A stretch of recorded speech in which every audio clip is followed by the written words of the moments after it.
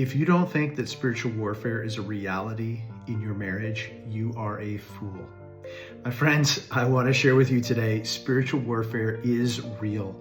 And it can look like so many different things. It can look like a series of events that happen. And we talk to people all the time, and people share and they feel like it's like this happened and then this happened and then this happened. And the only thing they can ascribe that to is that there has been spiritual warfare. Sometimes it's clearly that. It can also look like a lot of different things. It can look like stress. It can look like the weight of it. Like you almost can't even describe what is going on between you and your spouse, or even the weight of what you're going through. We know how the evil one is going to attack men and women differently. Of course he will. And one of the main ways that the Bible even warns us about is that to tell us that he is not only the accuser, but he is the father of lies. And where he wants to trap us as Christians is to get us to believe those lies. And so I don't want to overstate the spiritual warfare, but I certainly don't want to understate it either.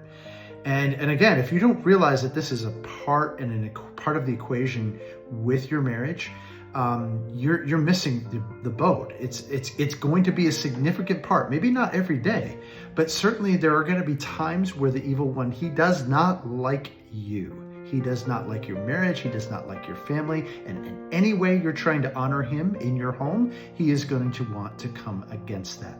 Now, he is not omnipresent like our God is, nor are his minions. And so he will do concerted efforts, concerted attacks upon us. And we felt that last night.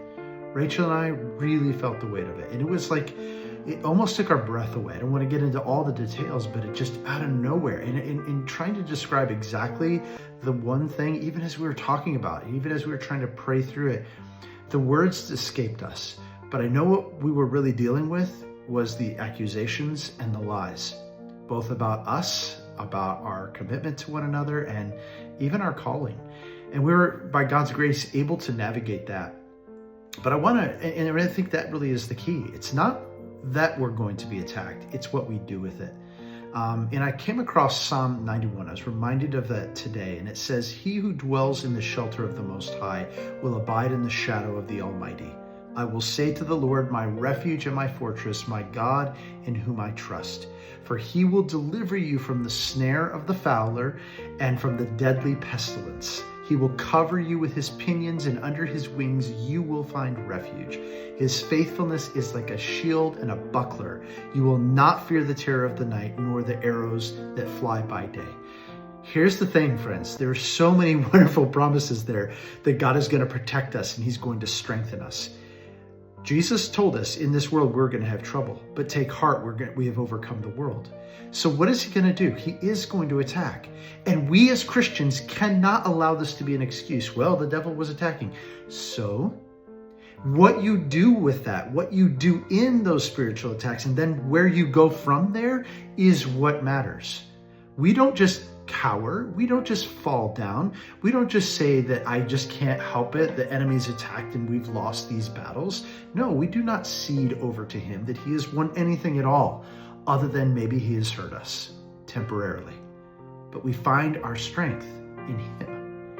What are we going to do with that? What will we do? What are the actions you're going to take? Are you going to seek the Lord in those moments, or are you going to cower and fall down? Are you going to engage the battle that's right before you, or are we just simply going to give up? Now, for me, what this has to mean is it's going to drive me forward. It's going to drive me to be, as best as I can, the chief repenter in my home, the one who's going to point my family to the gospel of grace. And that starts with me and Rachel first. It's also going to drive my work, my calling, to help people that are struggling in their marriages and are feeling like there isn't hope, because there is. And there's too much at stake. And the enemy has taken too much ground. And really, not only has he taken too much ground, we've ceded too much ground to him.